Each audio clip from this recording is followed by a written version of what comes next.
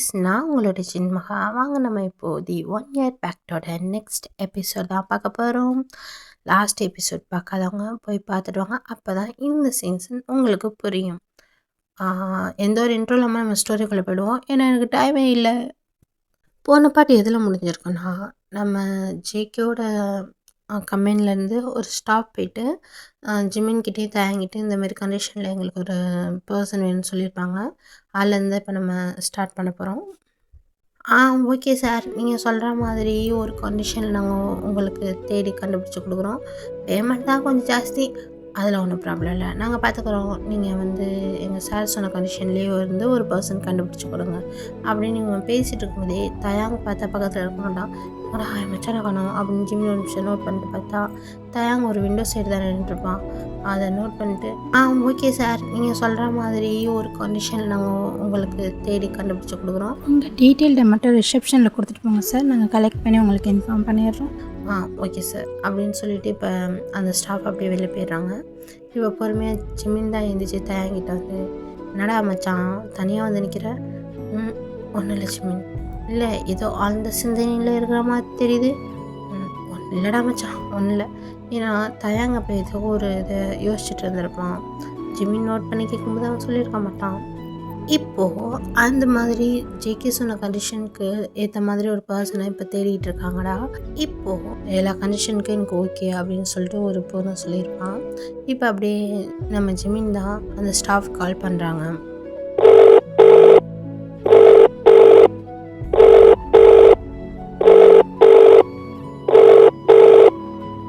Hello, Vijay மேட்ரிமோனிலேருந்து கால் பண்ணுறோம். நீங்கள் சொன்ன மாதிரி எல்லாம் ஓகே ஆகிடுச்சு. இப்போ ஒரு பர்சன் எல்லாம் ஓகே சொல்லியிருக்காங்க. நீங்கள் நேரில் வந்து பார்த்து பேசிட்டிங்கன்னா எங்கள் டீட்டெயிலாம் கொடுத்து நாங்களும் கொடுப்போம். பேமெண்ட்லாம் பேசிட்டிங்கன்னா எங்களுக்கு கொஞ்சம் வசதியாக இருக்கும்.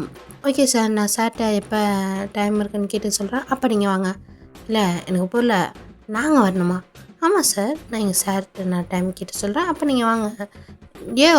கல்யாணம் உங்கள் சாருக்கா இல்லை எங்களுக்கா? நாங்கள் ஏன்டா வரணும்? நீங்கள் தான் எங்கள் கம்பெனிக்கு வரணும். சார் அப்போல்லாம் எங்கள் சார் வர மாட்டாங்க. இல்லை எனக்கு புரியலடா. நீங்கள் கல்யாணம் பண்ணுறதுக்கு நாங்கள் ஏன்டா வரணும்? மச்சான் என்னடா ஆச்சு? அவங்க கம்பெனிக்கு நாம் வரணுமாண்டா? ஜான் கிளபிள் கம்பெனின்னா பெரிய கம்பெனி.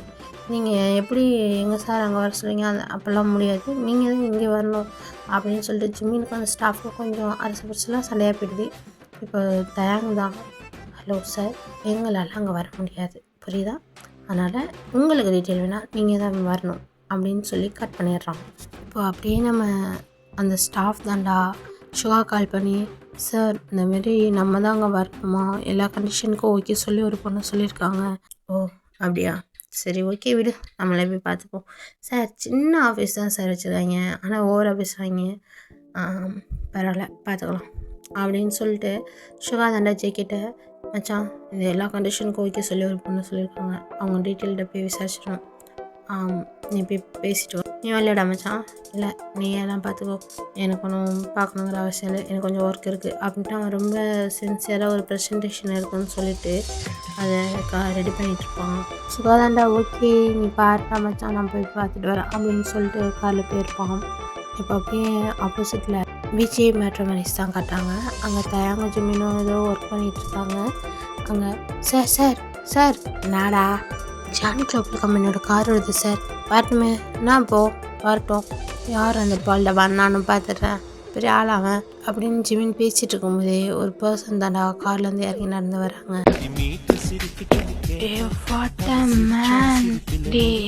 இவர் தான் ஜான் கிளபிள் கம்பெனியோட சிவா. என்ன ஹேண்ட்ஸம், என்ன ஸ்டைலு, என்ன வாக்கு. மச்சான் ஒரு ஆணு ஒண்ணு நான் பார்த்தேன், கண்ணை திறந்து பார்க்க சொல்லி கேட்டேன், அவன் பார்த்த பார்வையில பச்சை தண்ணி பத்தி கிரிச்சேன். பாப்பு பாப்பு பாப்பு பாப்பு. சுகாவை நம்ம ஜிம்மின் வச்ச கண்ணை வாங்காமல் பார்த்துட்டு இருந்திருப்பான். அவெல்லாம் ஃப்ளாட் ஆகிடுவான், அப்படியே ஷாக்லேயே உட்காந்துருப்பான். இப்படி இருக்கானே அப்படின்னு சொல்லிட்டு. அந்தளவுக்கு ஷுகா ரொம்பவே க்யூட் அண்ட் ஹாட்டாக இருந்திருப்பார். தயங்க தான் அப்படியே சுகா வெல்கம் பண்ணி உட்கார சொல்லிட்டு ஜிமின் ஜிமின் அப்படின்னு சொல்லிட்டு கத்துறான். உடனே மச்சான் எங்கடா பூனைக்குட்டி மச்சான் பூனைக்குட்டி வலி இது தொடச்சிக்கோ அப்படின்னு சொல்லிட்டு தயங்க தான். சார் இந்தமாரி கண்டிஷன்லாம் ஓகே பண்ணி சொல்லியிருக்காங்க, இவ்வளோ பேமெண்ட் அப்படின்னு சொல்லி டீட்டெயில்டாக சுகாட்ட பேசிகிட்டு இருக்கான். ஜிமின் அப்படியே சுகாவே பார்த்து மெல்ட் ஆகிட்டு இருக்கான். இதெல்லாம் அப்போ நம்ம தயங்க நோட் பண்ணிட்டு தான் இருக்கோம். இப்போ சுகா தானே டேபிளை தட்டி ஹலோ பேசிகிட்டே இருக்கா, என்ன பார்த்துட்டு இருக்கீங்க? ஒன்றும் இல்லை மச்சான் தயங்க ஏ வா வா வா அப்படின்னு. டேய் என்னடா இங்கே ஒரு நிமிஷம் வாடா மச்சான், வாழ்க்கை பிரச்சனை இருடா அப்புறம் வரலாம். ஐயோ எனக்கு இப்போ வரணும் அப்படின்னு சொல்லிட்டு ஜெமீன் தனியாக கூப்பிட்டு போகிறான். சுகா ஒரு மாதிரி ஆக்வர்டாக பார்க்குறான். அங்கே என்ன ஆகுதுன்னா, மச்சான் அந்த பர்சனை க்ளோஸ் பண்ணுறா, நான் வரேன்டா, நான் மேரேஜ் பண்ணிக்கிறேன்டா. இல்லை எனக்கு புரியல மச்சான். என்னடா சொல்கிற மச்சான், எனக்கு இந்த பூனைக்குட்டி வேணும் மச்சான், இந்த பூனைக்குட்டி எனக்கு வாங்கி கொடுடா. டேய் கல்யாணம் இங்கே ஒன்றுக்கு இல்லைடா, ஜான் குளோபல் கம்பெனியோட சிஓட ஃப்ரெண்டுடா இவர். அது சிஓ வேற ஆள்டா மச்சான். நான் மச்சான் சொல்கிறேன், அது எப்படி உனக்கு தெரியும்? அது அவ்வளோ பெரிய கம்பெனிங்கும் போது எல்லாருக்குமே தெரிஞ்சிருக்கும்ல. எனக்கு தெரியலையே, உனக்கு தெரியலன்னா தெரிஞ்சுக்கோ, கல்யாணம் சுகாக்கு இல்லை ஜேகேக்கு. அப்போ யாரோட்டு கிளியரு அப்படின்னு சொல்லி இப்போ அப்படியே சுகா பார்த்து பாட்டு பாடிக்கிட்டே வரான். யாரோட்டில் நீ வந்து ஃபிக்ஸ் ஆகுற அப்படிங்கிற மாதிரி சாங்கை போட்டு ஜிம்மி நடந்து வந்து சுகா முன்னாடி உட்காடுறான். தயங்க வந்து ஓகே இதுதான் வந்து அந்த பர்சனோட ஃபோட்டோ, இந்த அவங்க டீட்டெயில் எல்லாமே இருக்குது, நீங்கள் கால் பண்ணி பேசிக்கோங்க அப்படின்னு சொல்லிட்டு ஒரு ஃபைல் கொடுக்குறான். நம்ம தயங்க தான் சுகா கையில் கொடுக்குறோம். அந்த ஃபைலில் டேபிள் மேலே இருந்த எல்லா அந்த பர்சனை பற்றின டீட்டெயிலெல்லாம் ஜிம்மின் தான் சுகாவை பார்த்து ஒன்று ஒன்றா எடுத்து கொடுக்குறான். தயங்க வச்சு சுகாட்ட கொடுத்துட்றான். இப்போ அப்படியே ஜேகே சைடு மச்சான் இதுதான் அந்த பர்சனோட டீட்டெயிலு, பிக்கன் டீட்டெயில், ஃபோன் நம்பர் எல்லாமே இருக்குது, நீ பார்த்துட்டு ஓகே சொல்ல. நான் மச்சான் ஓகே சொல்ல போகிறேன், நீ பார்த்துட்டீல எனக்கு அது போதும். அப்படி உங்கள் மம்மிக்கு கால் பண்ணி சொல்லிவிடு. எங்கள் அம்மாவுக்கு ஏன் நீங்கள் சொல்ல மாட்டீங்களோ மச்சான், நீங்கள் எல்லாத்தையும் இன்ஃபார்ம் பண்ணிவிடு. இப்போ எனக்கு ப்ரெசன்டேஷன் இருக்குது, புரியுதா? ஓகே மச்சான் புரியுது. ப்ராஜெக்ட் ஃபஸ்ட்டு, லைஃப் செகண்டு, அப்படி தானே மச்சான்? பாட்ரா. இப்போ ஜேகேக்கு ஒரு கால் வருது.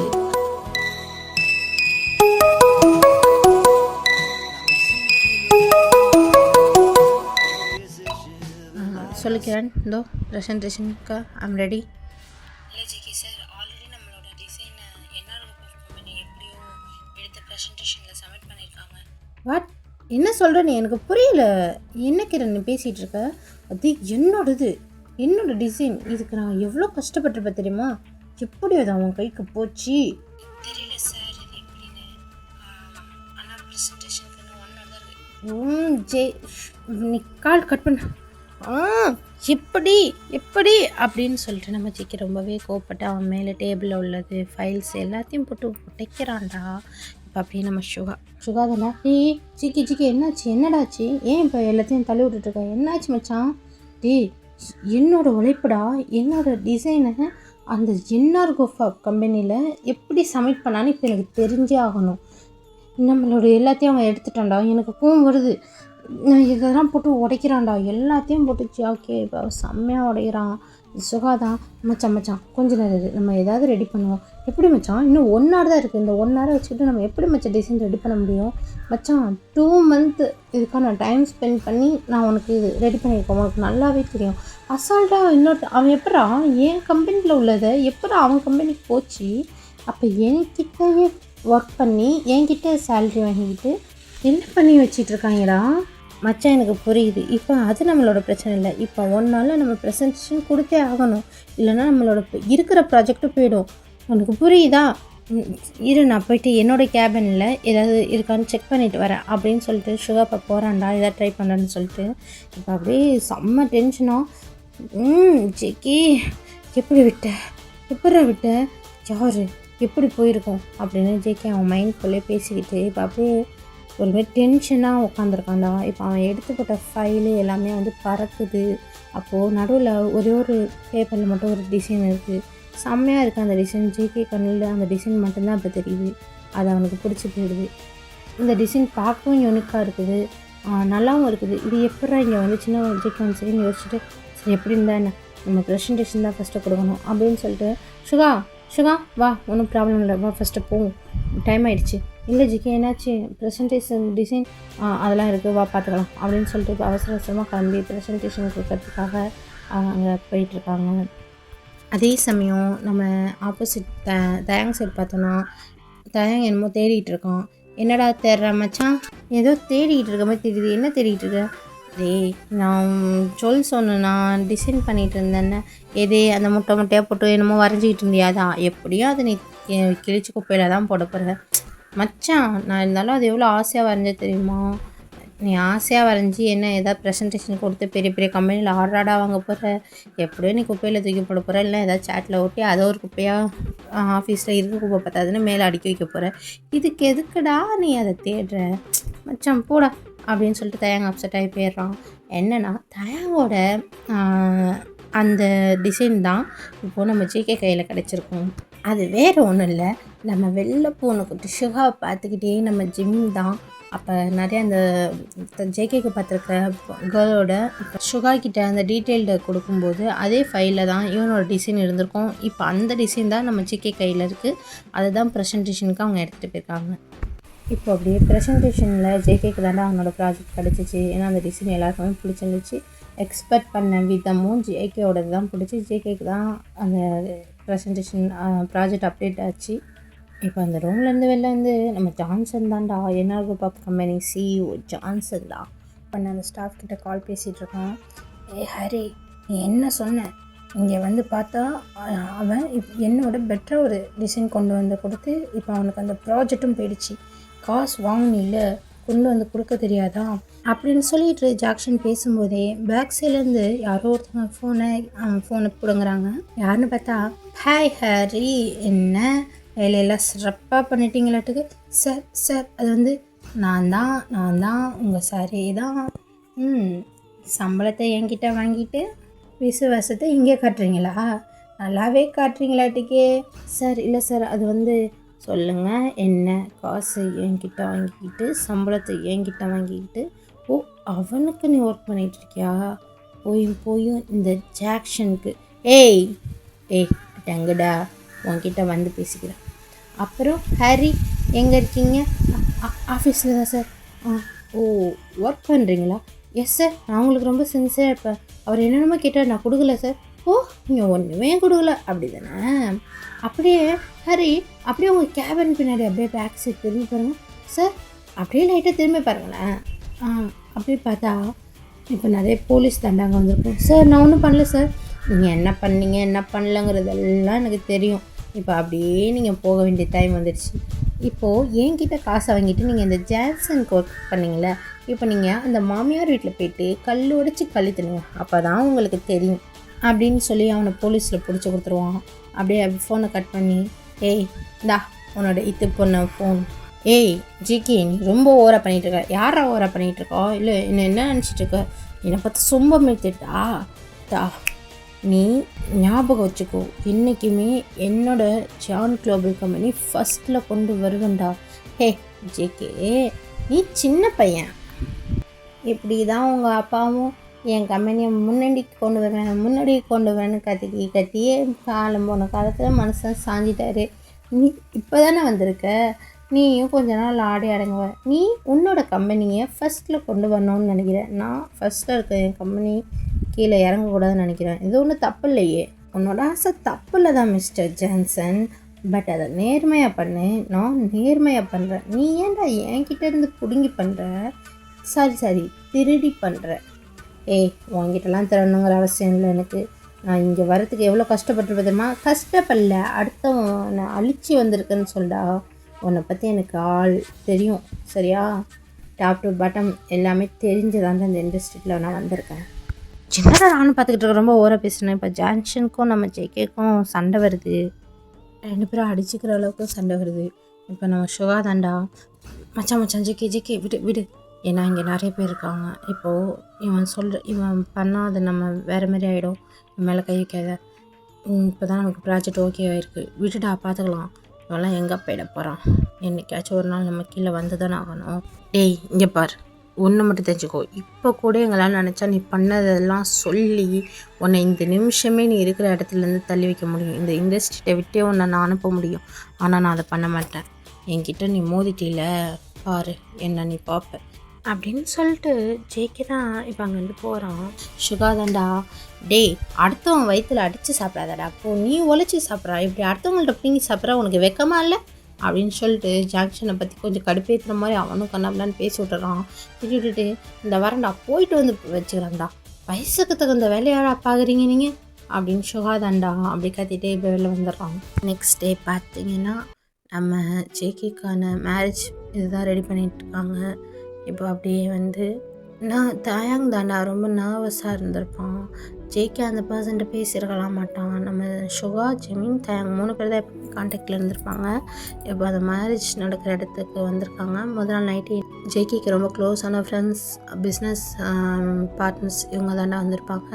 அவங்கள வச்சு ஒரு சின்ன பார்ட்டி மாரி பண்ணியிருப்பான். அதுக்குமே அந்த பொண்ணு வந்திருக்க மாட்டா. என்னடா எவ்வளோ கால் பண்ணாலும் எடுக்கவே மாட்டேங்கிறா.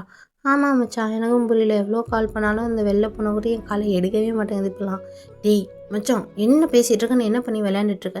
என்னடா மச்சான், லவ் பண்ண விடுங்கடா. டேய் அங்கே நமக்கு சங்கே ஊத போகிறாங்க, என்னடா சொல்கிற? இந்த கேர்ள் காலை எடுக்க மாட்டேங்கிறாடா. அப்படியே மச்சான், ஐயோ விடிஞ்சா கல்யாணம்டா. அப்படியே இன்னும் 6 மணி நேரம் தான் இருக்குது. 6 மணி நேரத்தில் ஒரு பர்சனை கண்டுபிடிக்கிறது ரொம்ப கஷ்டம். டேய் அவளுக்கு என்னாச்சுன்னு ஃபஸ்ட்டு விசாரிச்சுட்டு வாடா அப்படின்னு தயாங்க சொல்கிறான். இப்போ ஜிமினும் சரிடான்னு போயிட்டு விசாரிச்சுட்டு வரான். வந்து மச்சான் விசாரித்த வரைக்கும் அந்த பொண்ணு கன்சீவாக இருக்கலாம் மச்சான். அவள் பாய் ஃப்ரெண்டு நீ இதுக்கெல்லாம் போகக்கூடாதுன்னு சொல்லி அந்த பொண்ணை வேறு எங்கேயோ கடத்திட்டு போயிட்டானா மச்சான். என்னடா மச்சான் சொல்கிற? இப்போ எப்படா நம்ம சமாளிக்க முடியும்? எப்படா அந்த பொண்ணு இல்லை நம்ம சொல்ல முடியும் அப்படின்னு தயாங்க ஜிமின்னு பேசிகிட்டு இருக்கும்போது பின்னாடி ஒரு பர்சன், என்ன பொண்ணு? ஜிமின்னு தயாங்கும் ஷாக்கு, யாராவது அப்படின்னு திரும்பி பார்த்தா நம்ம ஜேகே தாண்டா.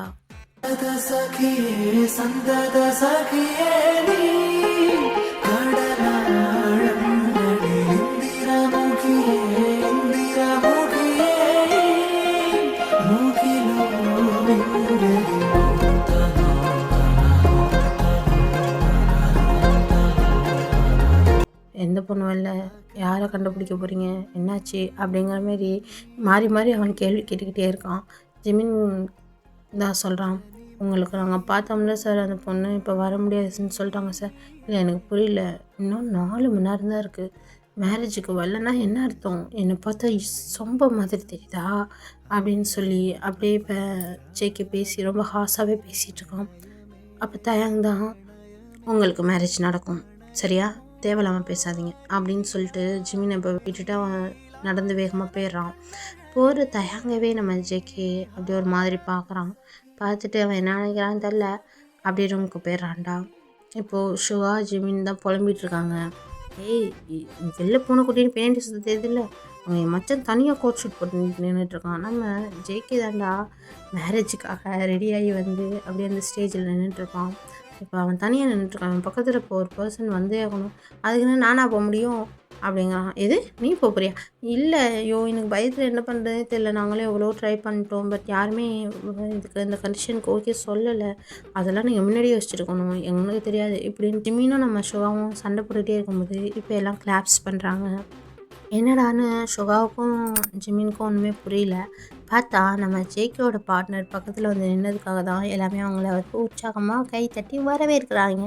என்னென்னு பார்த்தா பக்கத்தில் நிற்கிறது வேறு யாரும் இல்லை, நம்மளோட கிம் தயாங் தான். ஒரு நிமிஷம் நம்ம ஜேகேக்கு எது ஷாக்காக இருக்குது. நல்ல ஒரு க்யூட்டாக ஒரு ப்ரைடல் கோட் ஷூட்டில் நம்மளோட தயாங் தான் வந்து நிற்கிறான். ஷாக்காகி நம்ம ஜிமின் பார்க்குறான். சுகாவும் ஷாக்கில் தான் பார்க்குறான். ஜேகேவே அப்படியே வாயை பொழந்த மாதிரி பார்க்குறான். நீ எப்படி இங்கே? வேறு வழி, மேட்ரோமனிக்கு எந்த ப்ராப்ளமும் வரக்கூடாதுங்கிறதுக்காக மட்டும்தான் நான் இப்போ இதுக்கு ஓகே சொல்லியிருக்கேன், மற்றபடி எதுவும் இல்லை. ஓ காசுக்காக நீ என்ன வேணாலும் பண்ணுவீங்களா அப்படிங்கிற மாதிரி ஜேகே மைண்ட் வைஸில் நினச்சிக்கிட்டு ஓகே, ஆனால் கண்டிஷன் அவனுக்கு ஓகே தானே, ஓகே ஓகே அப்படின்னு சொல்லிடுறான். இப்போது ஜிமின் தான் அப்படியே ஷாக்லேயே பார்க்குறான் தயாங் மைண்டுக்குள்ளே வேறு என்னமோ யோசிக்கிறான் கண்ண மூடி.